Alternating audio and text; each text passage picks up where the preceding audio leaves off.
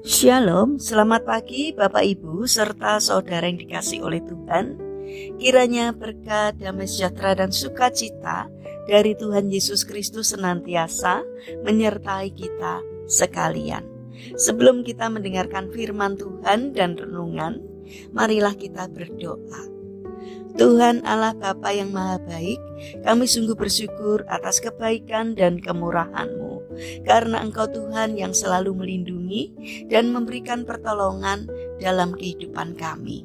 Jika saat ini kami akan mendengarkan firman-Mu, kami memohon Tuhan mengurapi kami dengan Roh Kudus-Mu agar kami dapat mengerti dan memahami apa yang Tuhan sampaikan kepada kami, sehingga iman dan karakter kami semakin hari semakin baik, dan biarlah firman-Mu selalu membimbing kami di dalam kami menjalani kehidupan ini. Terima kasih Tuhan, di dalam nama Tuhan Yesus Kristus kami memohon dan berdoa. Amin.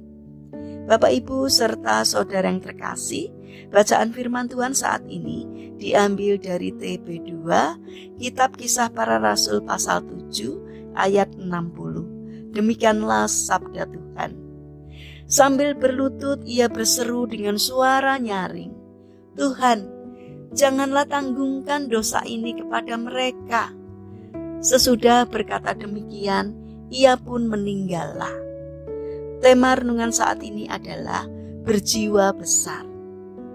Bapak Ibu serta saudara yang dikasihi oleh Tuhan, kebesaran jiwa seseorang dapat terlihat dari cara ia memperlakukan orang-orang yang telah menyakitinya. Apakah ia dapat mengampuni musuh-musuhnya, ataukah ia berusaha membalas dendam kepada mereka? Hal ini berlaku untuk semua orang, apakah ia seorang Kristen atau bukan. Orang yang berjiwa besar tentu adalah orang yang bisa mengampuni orang-orang yang telah berbuat jahat kepadanya. Demikian juga dalam konteks para pengikut Yesus. Kedewasaan rohani seseorang terlihat dari caranya memperlakukan musuh-musuhnya. Ia akan tergolong orang yang dewasa rohani manakala ia bisa mengampuni orang-orang yang telah menyakitinya. Orang seperti ini bisa mengampuni orang lain karena ia sadar bahwa Tuhan sendiri telah terlebih dahulu mengampuni dosa-dosanya.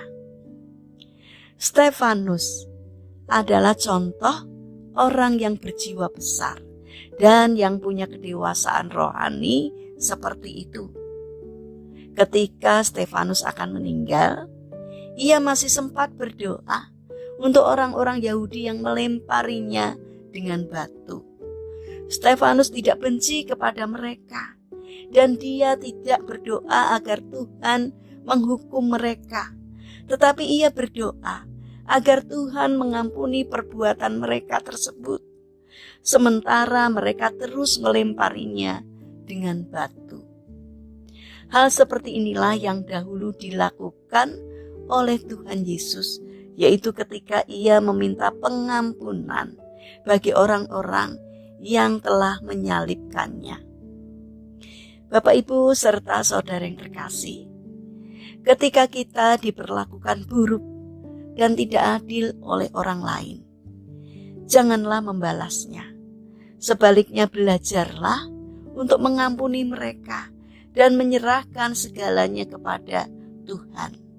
Tuhan Yesus mengajarkan kita untuk mengampuni orang yang berbuat jahat kepada kita dan mendoakan mereka seperti yang pernah Dia sendiri lakukan. Memang mengampuni orang lain yang telah menyakiti kita bukanlah hal yang mudah.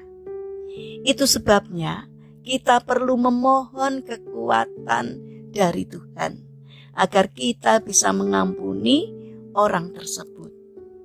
Mari kita bangun karakter untuk mengampuni orang yang pernah menyakiti kita, supaya kita dapat menjadi berkat bagi sesama. Mari kita berdoa. Tuhan Yesus yang Maha Kasih, ajarilah kami untuk mau mengampuni mereka yang telah menyakiti kami, agar damai sejahtera Tuhan dapat kami miliki.